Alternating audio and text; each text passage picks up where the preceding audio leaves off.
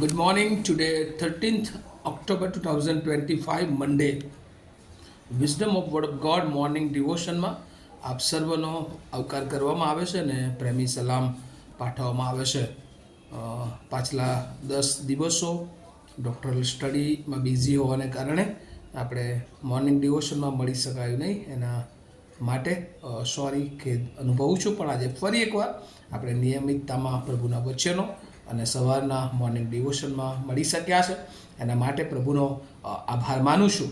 આજે આપણે નીતિવચનનું પુસ્તક જે આપણે અભ્યાસ કરી રહ્યા છે 10મા અધ્યાયથી 22મા અધ્યાય, ફર્સ્ટ કલેક્શન ઓફ સોલોમન્સ પ્રોવર્બ્સ, અને એમાં આપણે આગળ વધતા આજે આપણે નીતિવચન એનો 15મો અધ્યાય અને એની ચોથી કલમ પ્રોવર્બ્સ ચેપ્ટર 15 વર્સ 4 પર આપણે પ્રભુનું ટૂંકું મનન કરવા માગીએ છીએ. અને પ્રભુનું વચન આ પ્રમાણે આપણને કહે છે, નિર્મળ જીભ જીવનનું ઝાડ છે, પણ મૂર્ખો પોતાના મોઢે મૂર્ખાઈને વહેતી મૂકે છે.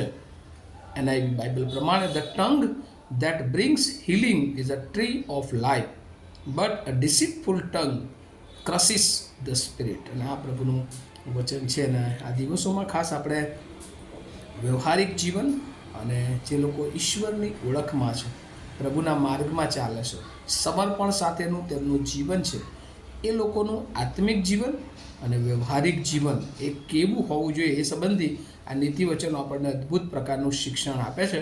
અને એમાં આજે ખાસ કરીને આપણી વાણી સંબંધી બહુ મોટું શિક્ષણ એ આ એક કલમમાં આપણને જોવા મળે છે. અગાઉ આપણે વાણી સંબંધી જોયું હતું કે જે જીભ છે એ જેટલી આપણે કંટ્રોલમાં રાખીએ છીએ, વાણી પર જેટલું આપણો કંટ્રોલ હોય છે, એટલી જ આપણી વાણી એ લોકોને માટે એ આશીર્વાદિત કારણ બને છે. કારણ કે કામ સિવાયનું બોલવામાં, ઘણી બધી વાર બોલવામાં એ ન બોલવાનું પણ બોલી જતું હોય છે.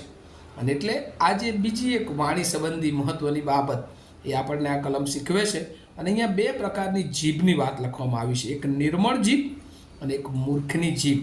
અને અહીંયા જો એક થીમ અથવા એક મુદ્રાલેખમાં એને કેવું હોય તો સ્પીચ હેલ્પફુલ ઓર હાર્મફુલ, એટલે કે વાણી એ મદદરૂપ થાય અથવા તો નુકસાનકારક બની શકે છે.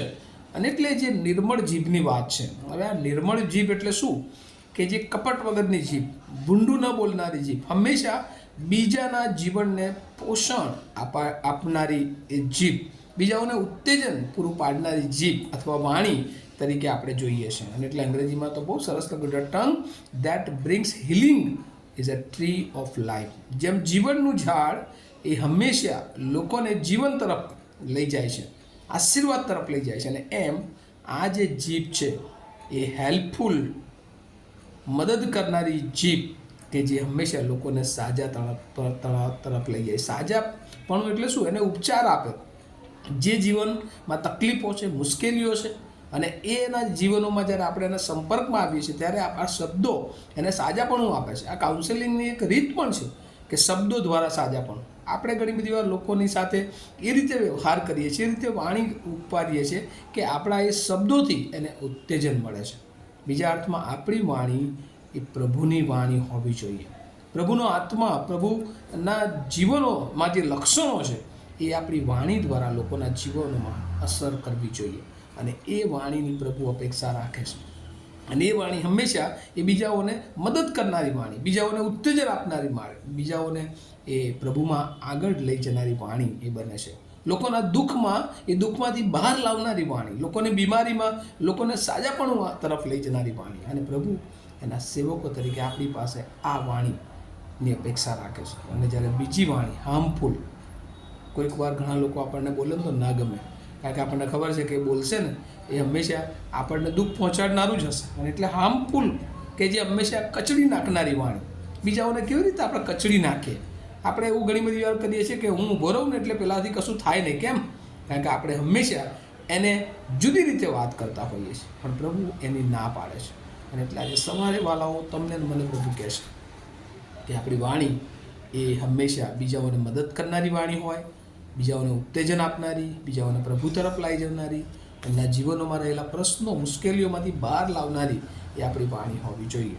યશાયાનું પુસ્તક એનો 65મો અધ્યાય એની 14મી કલમમાં પણ આ સેમ આઈડિયા આ વચનોમાં લખ્યું છે કે જે એના સેવકો છે એ હૃદયના ઉમળકાથી હર્ષનાદ કરનારી વાણી બોલે છે, બીજાઓને હર્ષનાદ આનંદ આપનારી વાણી. અને એના જે મૂર્ખ માણસો, એના જે ઓળખનાર ન લોકો જે છે, એ કહે છે કે હૃદયમાં ખેદ પહોંચાડનારી વાણી એ બોલે છે, કે જે એમને હંમેશા શોક તરફ લઈ જાય છે. આપણી વાણી કોઈ સાંભળે ને તો એને દુઃખ થઈ જાય કે ઓ આની સાથે ક્યાં ઊભો રહ્યો. શું આપણે આપણી જીવનમાં ઈશ્વરે આપેલી જીભ છે, વાણી આપનાર ઈશ્વર છે. કારણ કે ઘણીવાર આપણે જોઈએ છે બાઇબલમાં એવા ઘણા કેરેક્ટર છે કે જેઓની ઈશ્વરે વાણી લઈ લીધી. ઈશ્વરનો આભાર કે આપણને સુંદર વાણીનો આશીર્વાદ આપ્યો છે. ત્યારે આપણે વાણીને વિલાસ તરફ ન લઈ જતા, વાણીને લોકોના જીવનને વણનાર તરીકે, લોકોના જીવનોને બદલનાર તરીકે, લોકોના જીવનોને આત્મિક ઉત્તેજન આપનાર વાણી જો આપણે ઉપયોગ કરીએ છીએ તો પ્રભુ આપણા જીવનને પણ આશીર્વાદિત કરે છે, પણ આપણા જીવનની વાણી દ્વારા ઘણા બધા લોકોને એ અસર કરી શકે છે. આવું આપણે આ વિચારો, આ વચનો સમજવાને માટે પ્રભુની કૃપા સહાય માગીએ, પ્રાર્થના કરીએ. અમારા જીવંત અને દયાળુ ઈશ્વર, આજે સવારે આભાર માનીએ છીએ. ઘણી બધી વાર અમને અમારા જીવનોમાં પ્રભુ તમે જે વાણીનો આશીર્વાદ આપ્યો છે, અમે એ વાણી દ્વારા ઘણા બધા લોકોને એ જીવન તરફ લઈ જઈ શકીએ છીએ, તમારી તરફ લાવી શકીએ છીએ, એમને ઉત્તેજન આપી શકીએ છીએ, એમને સાજાપણા તરફ દોરી જઈએ છીએ. ઘણી બધી વાર પ્રભુ અમારા શબ્દો એવા હોય છે કે જે લોકોને તોડી પાડે છે, લોકોને કચડી પાડે છે, લોકોને નુકસાન તરફ લઈ જાય છે. ત્યારે એવી શૈતાનની વાણીથી, એવી મૂર્ખની વાણીથી અમને બધાને તમે દૂર રાખો. અને હંમેશા પ્રભુ ઉત્તેજન આપનારી વાણી, બીજાઓને મદદ કરનારી વાણી, બીજાઓને સાજાપણા તરફ લઈ જનારી વાણી અમારા જીભમાંથી નીકળે એવી કૃપા, એવો આત્મિક બળ, એવું સમય, એવું સમજ અમને આપો. એવી પ્રાર્થના કરતા અમે સગળા અમારા જીવનો તમારા હાથોમાં જ સોંપા. તમારી પ્રાર્થના ઈસુ પ્રભુના નામમાં સાંભળો, તેનો સ્વીકાર કરો. આમીન. Have a nice day to all of you.